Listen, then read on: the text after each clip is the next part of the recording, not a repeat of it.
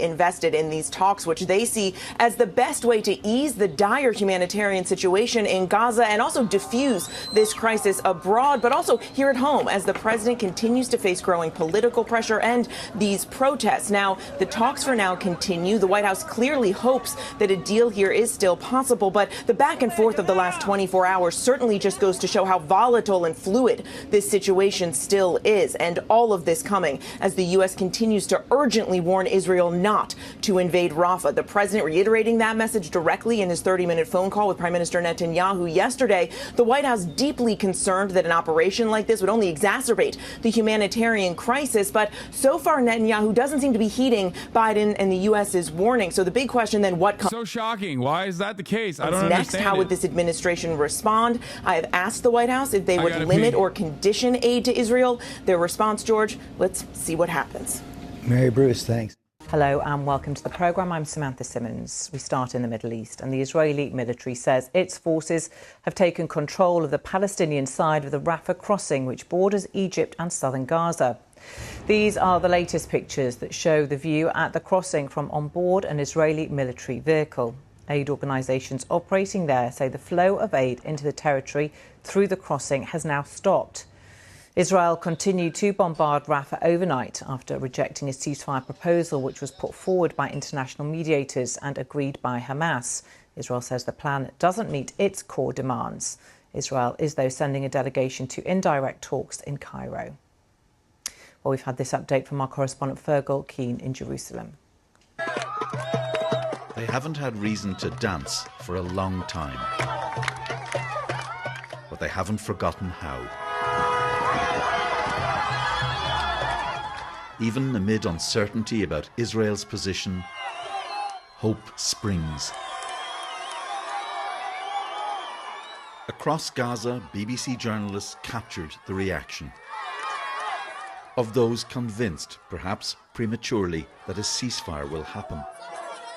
The feeling is indescribable. We're so happy we're going back to our home in Gaza City. We're refugees from the north and we fled here, this young man says. We're so happy there's a ceasefire. Israelis are still absorbing the news. It came late on one of this society's most important days, when across the country sirens bring the nation to a halt in memory of the dead of the Holocaust. A day of reflection in a country traumatized by the Hamas attack. That's the craziest part about it, is that they literally fucking did this on the show of Remembrance Day. Is so wild. Is so fucking wild, dude. Straight up. Last October. Tonight on the streets of Tel Aviv, those who believe healing that trauma can begin with a ceasefire deal and the release of Israel's hostages. We expect from the Israeli government to take this deal to save all the dumb fucks coming in. W Holocaust. Good one, dude. You did it. You got it. You got your little Nazi shit out of the way, dude. Fucking asshole.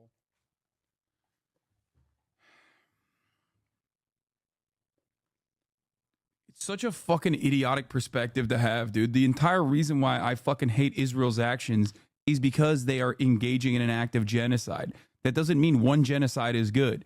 You, as a Nazi, are closer to a fucking fascist Israeli than you think, okay?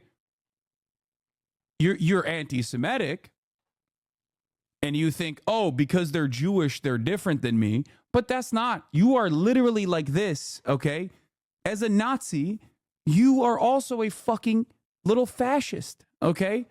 You're a little fascist, and so is the average fucking ultra-Zionist, average defender of Israeli military actions. It's the same shit. It's the same mythos as well. It's great. It's wonderful stuff.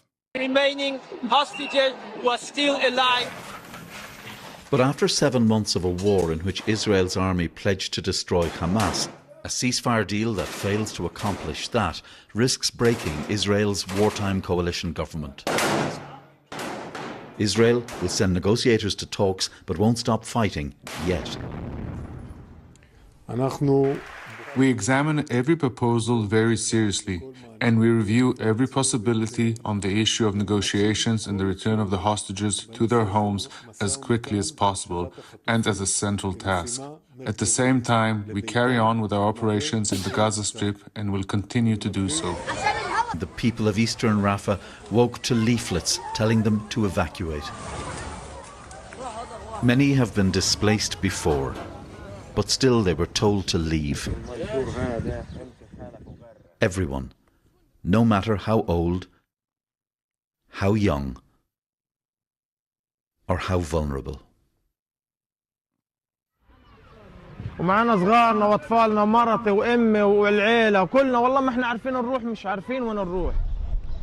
I don't get it. Just, on crutches and in wheelchairs and on foot, take all of your belongings that you have stuffed into a fucking tent city for the past 7 months and move back into a separate area where there's rubble where you can create a new tent city. 12.9 miles, 20 kilometers to the north. Trail of Tears type shit. That's it.